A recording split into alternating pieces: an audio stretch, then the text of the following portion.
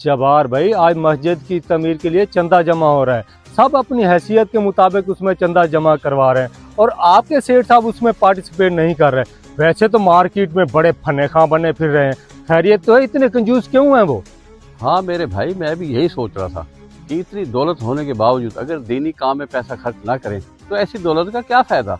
भाई कोई फायदा नहीं, ऐसे पैसे का कोई फायदा नहीं। वैसे तो उनका कारोबार दिन दुगनी रात चुगनी तरक्की कर रहा है, पर कोई जरूरतमंद उनके पास चला जाए तो मदद तो करते नहीं। पैसे की हवस ने तेरे सेठ को अंधा कर दिया, अंधा।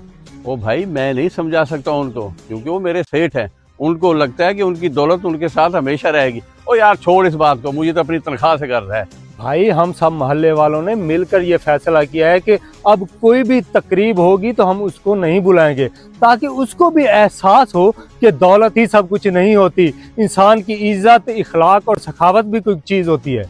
और चलो ठीक है, मिलके मस्जिद के लिए चंदा इकट्ठा करते हैं। अल्लाह ताला उन्हें हिदायत दे और हमें नेकी करने की तौफीक दे। आओ चलें।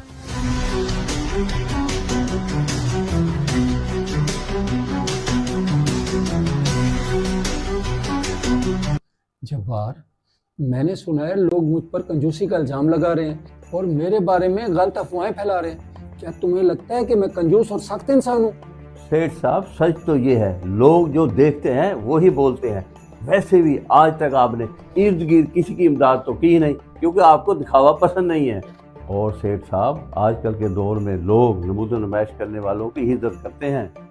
जब्बार, हर नेकी दिखावे की नहीं होती और हर हाथ फैलाने वाला सच्चा नहीं होता। मैंने अपनी दौलत का हिसाब अपने अल्लाह को देना है। मुआशरा मेरे बारे में क्या कहता है, मुझे इससे कोई फर्क नहीं पड़ता। माशरे से इतनी लाताल्लुकी अच्छी नहीं होती। कभी कभी दिखावा भी ज़रूरी होता है, ताकि लोग आपसे प्यार करें और इज्जत करें। सेठ साहब, इज्जत देने वाली अल्लाह की ज़ात है। मुझे लोगों की वाह से कोई गर्ज नहीं है। मैं वही करता हूँ जो मेरा ज़मीर कहता है।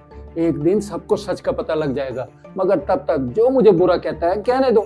सेठ साहब, आप बिल्कुल ठीक कह रहे हैं। हमें लोगों की परवाह नहीं करनी चाहिए। जो भी अमल करना चाहिए अल्लाह की रजा के लिए करना चाहिए। आप बैठे, मैं आपके लिए चाय लेकर आता हूँ।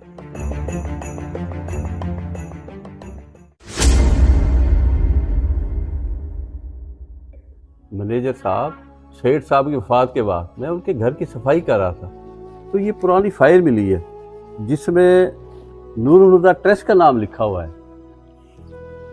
जी भाई साहब, ये नूरुल हुदा ऑर्गेनाइजेशन ही लिखा हुआ है और बिलाल साहब ने ये वसीयत की है। और इस वसीयत के मुताबिक बिलाल साहब का टोटल बैंक बैलेंस और उनकी जायदाद वो हमारे ट्रस्ट के नाम करके गए हैं। और गुज़श्ता 10 साल से वो 50 से ज़्यादा यतीम खानों की इमदाद कर चुके हैं। मसीहा थे, मसीहा वो। अल्लाह ताला उनको जन्नत